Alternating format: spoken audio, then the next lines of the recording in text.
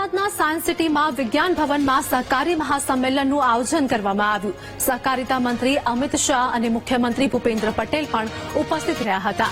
સહકારિતા મંત્રી અમિત શાહે કાર્યક્રમમાં સંબોધન કર્યું હતું। સહકારી આંદોલનનો સમવિકાસ થાય એવું કામ કરવું જોઈએ તેવું અમિત શાહ દ્વારા કહેવામાં આવ્યું। ખેડૂતોએ સહકારી બેંકમાં ખાતું ખોલાવીને સહકારી સંસ્થાઓને મજબૂત કરવી જોઈએ તો પશુઓ બાબતે ખાસ સર્ક્યુલર લાવવામાં આવશે તેવું પણ કહ્યું હતું। ડેરીઓ માટે પણ દરેક પ્રકારની વ્યવસ્થા કરવામાં આવશે અને જિલ્લા કક્ષાની સંસ્થા મજબૂત થાય તે માટે પણ કામ કરવામાં આવ્યું છે તેવું અમિત શાહ દ્વારા જણાવવામાં આવ્યું હતું। સાયન્સ ઓફ કોઓપરેશન અને સાયન્સ ઇન કોઓપરેશનના સૂત્ર સાથે આગળ વધવાનું છે તો સહકારી સંમેલનમાં સીએમ ભૂપેન્દ્ર પટેલ પણ પોતાની પ્રતિક્રિયા આપી હતી।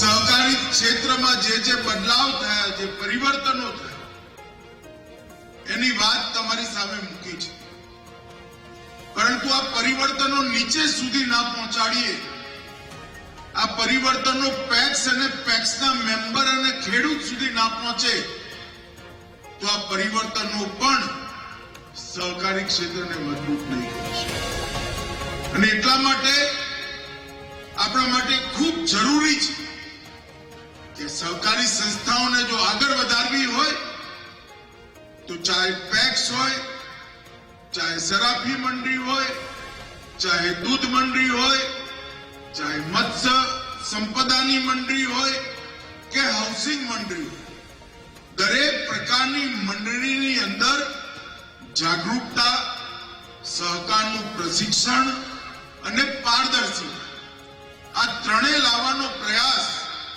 આપણે કરવો પડે।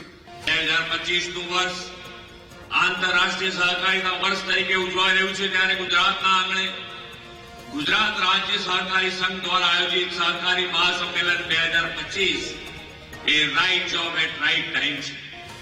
ગુજરાત આજે વિશ્વ નેતા વડાપ્રધાન શ્રી નરેન્દ્રભાઈ અને કર્મઠ ગૃહમંત્રી તથા પ્રથમ સહકારિતા મંત્રી શ્રી અમિતભાઈના નેતૃત્વમાં सहकारी क्षेत्रे देशનું અગ્રસરની રાજ્ય બન્યું છે।